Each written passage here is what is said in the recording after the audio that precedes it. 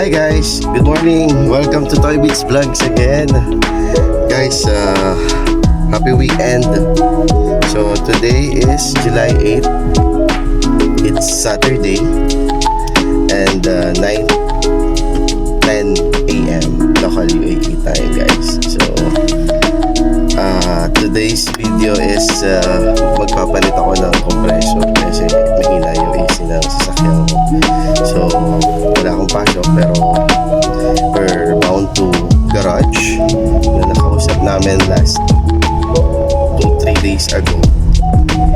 So they will work out on my AC, guys. So they will change the compressor, they will change the condenser, they will change the expansion valve and the freon gas. So ayun guys, so today because this season, summer season in UAE is a hell of a hell of fire, very hot, and we're not yet in the peak season.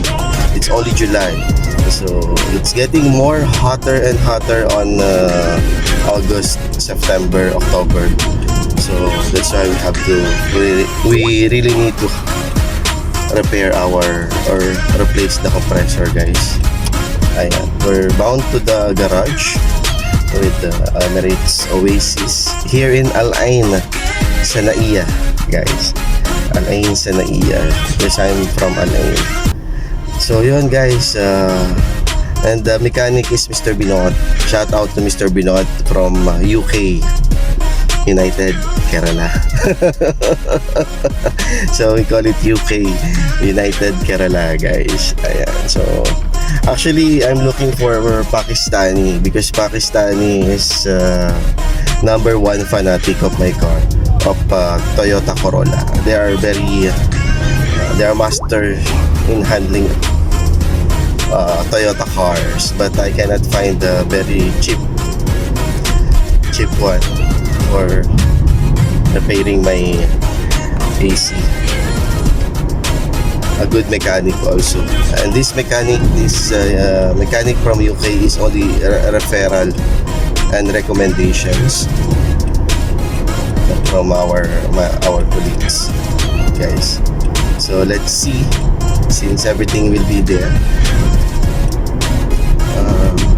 Also the parts, they will be provided the parts, and inshallah I also went to my kabayans, but unfortunately I think so that our kabayans here in Al Ain is mostly handling Honda cars. But they're good also as well. They're good as well. We will try for other nationalities. So guys, we're here now in Al Ain, Sanaiya. It's opposite side of African Eastern liquor shop. So there's a liquor shop here also, but we will not buy a liquor, of course. We will repair, guys. So guys, nandito na tayo. Ayan.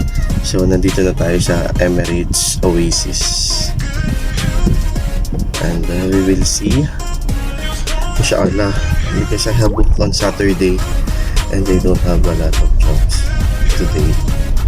We're going to park here in the shade.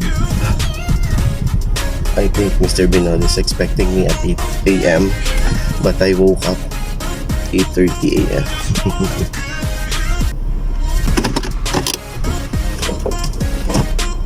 Guys, so we're here in Emirates Oasis.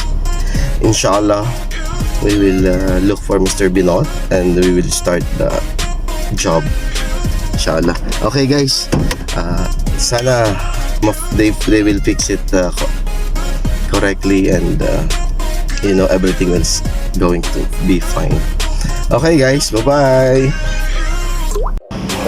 Hi guys, so ayan, dito na ka tayo. Wala pa daw si Mr. Binod, so parating na rin. He told me to come here at 8 a.m. but it's 9 a.m. and one of his colleagues, he told me that he's coming late. So here is our car, Toyota Corolla. There's a very less job now here. Okay. Bye. Ayan guys. Now he's removing the air inside my AC line. So it's going down.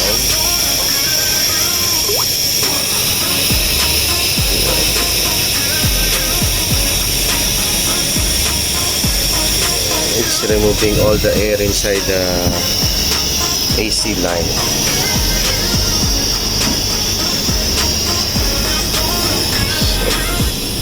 This is from the compressor.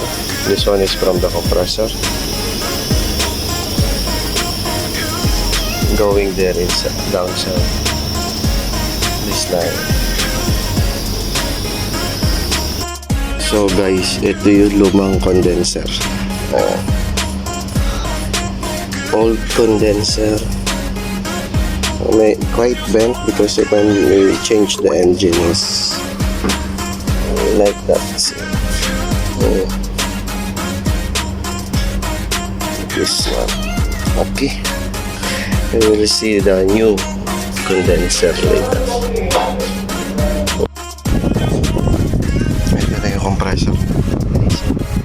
Natanggal na nila. Dinukot sa ilalim. Hindi kasi nila madukot sa ibabaw. So, ayan guys now. Wala na yung compressor natin. Tinanggal na na. Ayan. So, this is our compressor.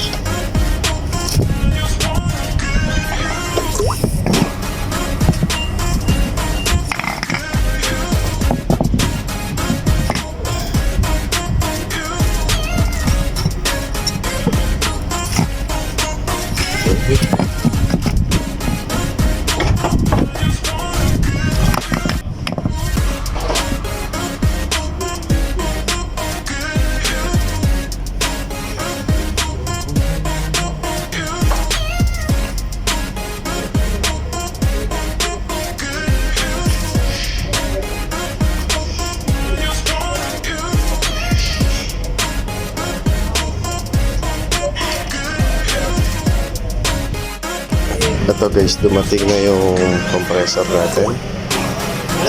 Tsaka condenser. Paalis na yung sasakyan. So, ito na nga. Condenser, pako. Hi guys, ito na yung bagong expansion valve natin. Ayan. It's the new one from Toyota Lexus.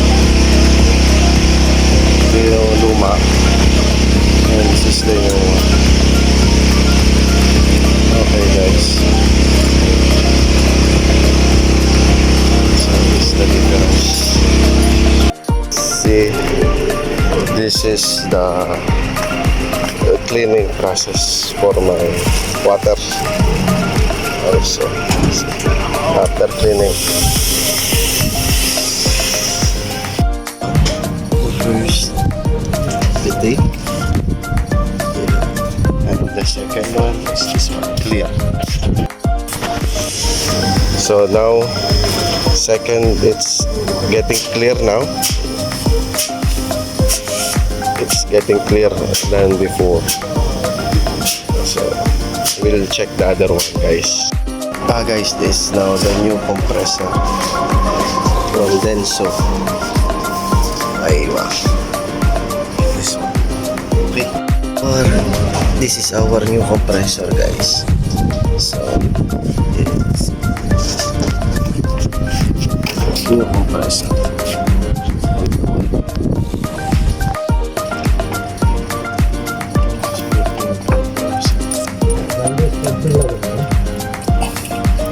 Parang benda.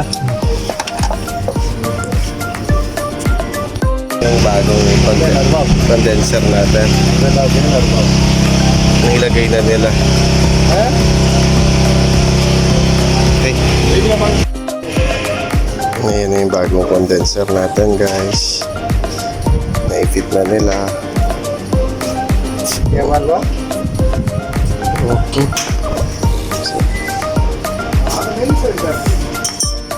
In front of Jito. Ayan, guys.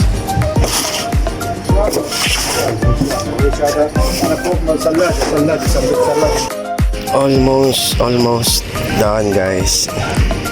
So ilalagay na lang yung expansion valve.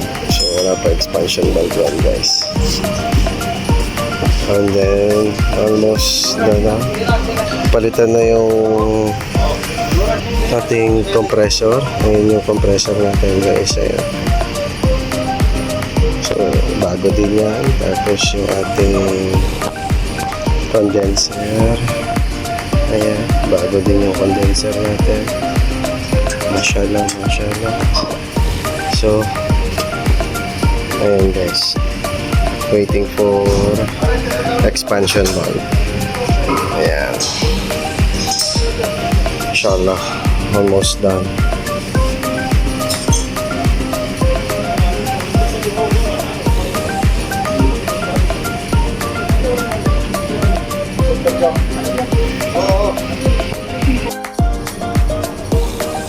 Ayan, guys, lagay na yung expansion valve. Bagong expansion valve, guys, ni Mr. Nando. Mashallah.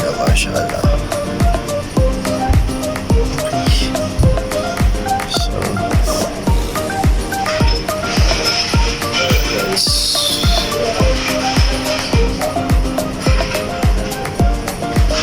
ayan, guys, papunta sa evaporator sa loob.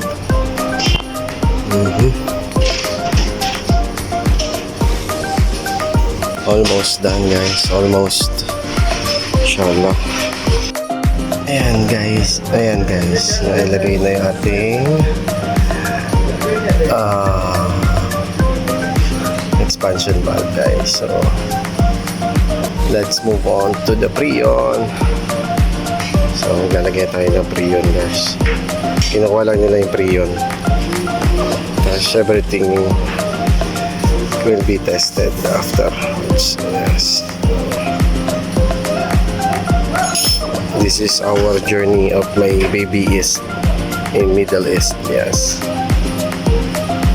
So ayan. Okay na, guys. So ito,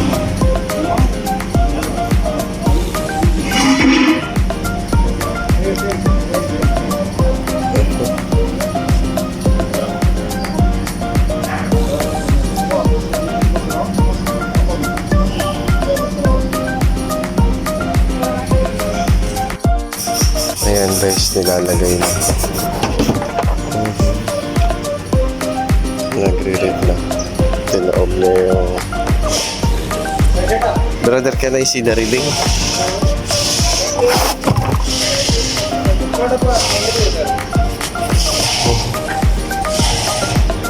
Let's see the reading. So naputol yung reading niya. Sinarado niya yung ayan. Now, guys, update. Inside, our temperature is 4.4. Our temperature now inside is 4.4. 4.4, guys. Yes, it's very cold now inside. So I think it's ready to go. It's packing now. Inshallah, we can check inside.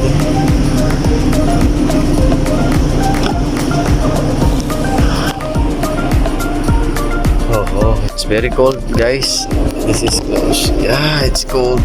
It's number 1 only, but it's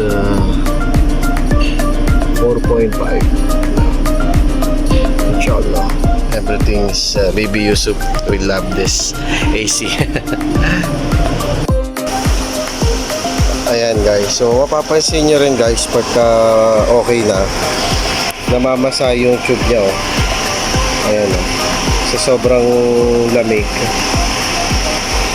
namamasa yung yung tube guys. Ayan. Ayan yung sa AC, papasok dun sa evaporator, papasok sa load ng sasakyan. So ayan.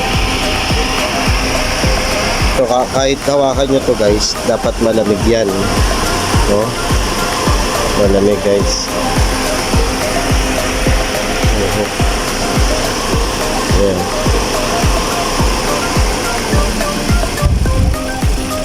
Mas boot number 1. Ayan guys, so alhamdulillah natapos na rin tayo dito. So yun na, yung total reading is 5.86 ganyan. So okay na yan. Tapos nahawakan natin yung sobrang lamig na nung tube. Ayan, so ito nga, basa na.